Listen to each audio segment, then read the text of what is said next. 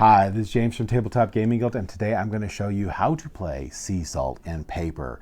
Published by Pandasaurus Games, this is a 2 to 4 player game where you're going to, most of the time, push your luck and try to have a prerequisite number of points to win the game in a really cool origami theme card game.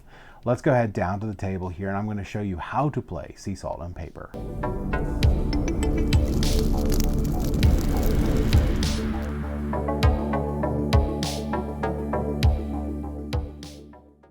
All right, so this is Sea Salt and Paper, one of my favorite little card games to play, really easy to get into and all of that.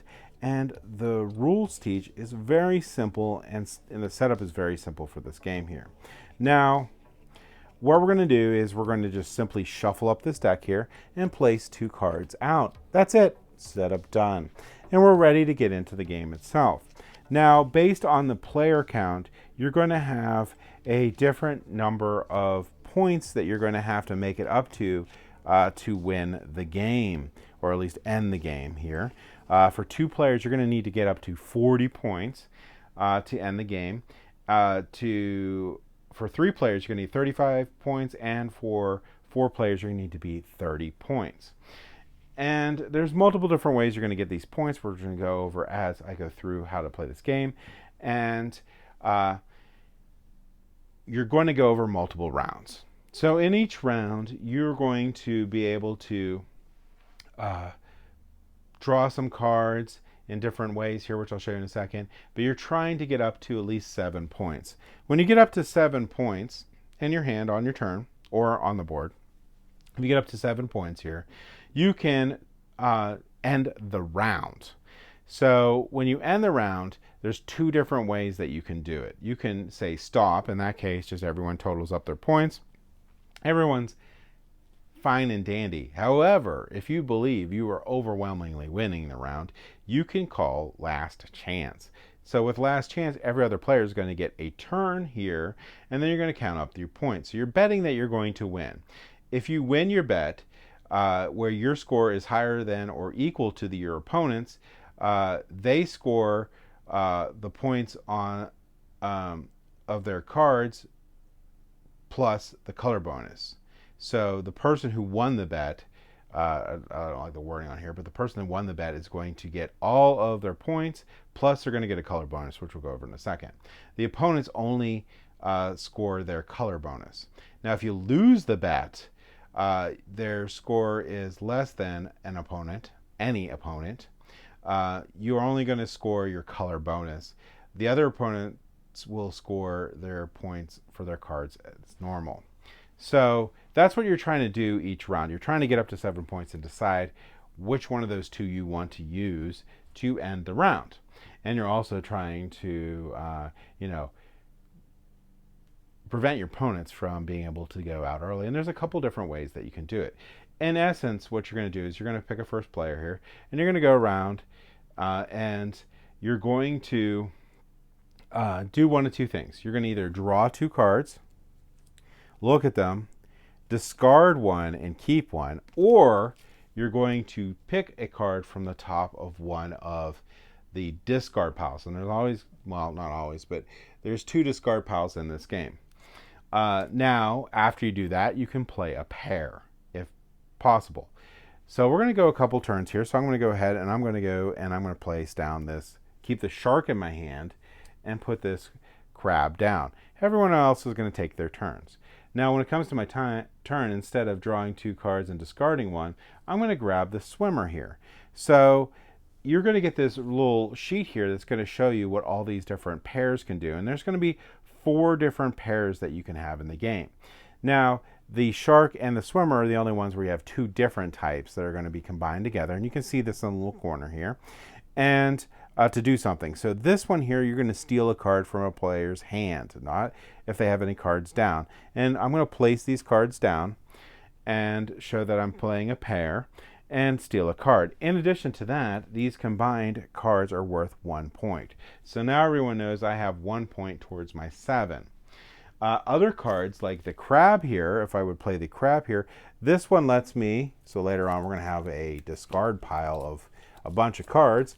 That lets me look through one pile without sorting it, and pick a card and put it in my hand. Another card is going to be this one. So if I play a pair of these boats, I'm going to be able to take another turn. So that's what the boats do. The other thing that we have in here is going to be this fish card. And if I play 2 of these fishes, I'll get to draw a card from the top of the draw pile. And that's all the different pairs that you can play. So just to basically state again, what you can do on your turn is you can draw 2 cards from the top of this draw pile and discard one, or you can pick a card from the top of one of the discard piles. If a discard pile ever runs out and you decide to do the draw 2, discard 1, you have to place the discard card in the empty discard pile. This can be interesting because you may not want to you may want to cover that swimmer, so it's harder for another player to pick it up if they have the shark here to steal a card from you. But we're going to continue on doing that until someone has got 7 points. Well, you'll say, well, if I play these pairs, it's going to be a long time before I get 7 points. Don't worry. In the game, there's going to be these sets that you're going to collect that are going to give you points in your hand. So I'm going to show you a couple here. So what this does, I'm going to show you some different things here, is you get these penguins, which are penguins. There's only going to be 3 of them in the deck here, I believe. And your first one's worth 1 point. Your second one, your pair, is going to be worth 3 points. And if you have 3 of them, they're going to be worth 5 points. So you might want to collect penguins. We also have octopuses and shells. Octopuses, the first one's worth 0. A set's worth 3. Triplets worth 6. Quads worth 9, and you can get up to 12 points with them. We also, like I said, we have shells in here, so I'll show you the shells. Well, there's a lot of shells. I don't know why I'm not running into one. So the first one's 0, 2, 4, 6, 8, 10. The advantage to shells is there's the most of these in the deck, so it's a higher likelihood that you're going to get matches. You can also get cards like this. They don't give you a point themselves, but every other card that matches the symbol will give you a point. Some of them even give you more, like this one here. For every sailor that you have, you get 3 points, and there's only 2 sailors in the deck. These sailors here, the first one's 0, but if you have a pair, it's 5 points. You can get 11 points if you have both sailors and this flag card. So there's a lot of cards that give you bonuses based on what you have in there, and set collection's a way of getting a lot of points. Well, the final thing I want to go over, and which is very important for the game, is going to be the mermaids. So if you ever get 4 mermaids, you just win the entire game. There's no more rounds, nothing. You just win. And there's only 4 mermaids in the deck. I have never had that happen. And a lot of times when you see people, or if you notice someone has picked up a mermaid, sharks are going to start coming out, so you can steal that mermaid from them.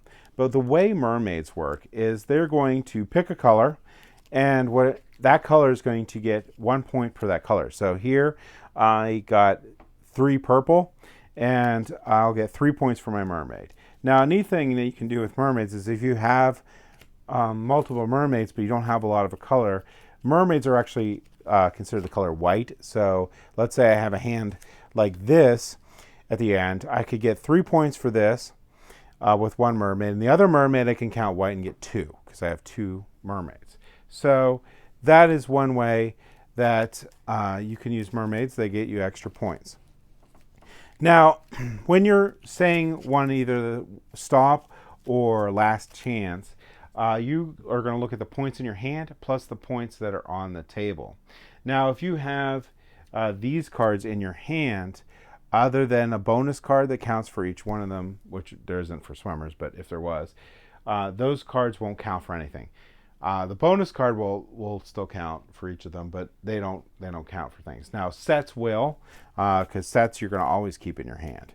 But the pair cards don't normally count for anything. If they're still in your hand, they have to be on that table there. So you have 2 options when you hit 7 or more points. You can say stop. At that point, everyone totals up their points for the round and scores them. If you do last chance, you are trying to say, hey, I have more points and you can't get this number of points, or at least the same number of points as the highest other player. And when you do that, you're going to, if you win it, you're going to score your cards. Plus, you're going to get a color bonus. Basically, what the color bonus is you're going to take whatever color that you have the most of in the deck there, and you're going to count those up, and that number is going to be added to your score. And the other players will only get their color bonus. So it really hurts them, and it gives you a ton of points if you're able to do it. However, if you lose that bet, you're only going to get your color bonus. You're going to get very few points. And other players are just going to score like normal, so they're going to get a better, probably most likely a better score than you for that round. And we're going to check how many points cumulatively people have. And if anyone's hit the prerequisite number of points, again, 2 players 40 points, 3 players 35 points, and 4 players going to be 30 points. If anyone hits that, they will end the game. And the person with the most points is going to win. So that is going to be how you play Sea Salt and Paper. If you like what we do, please like and subscribe. It really helps us out a lot. It helps us get more content out to you and better equipment, all that fun stuff. But either way, I hope you all have a great day, and thank you for watching.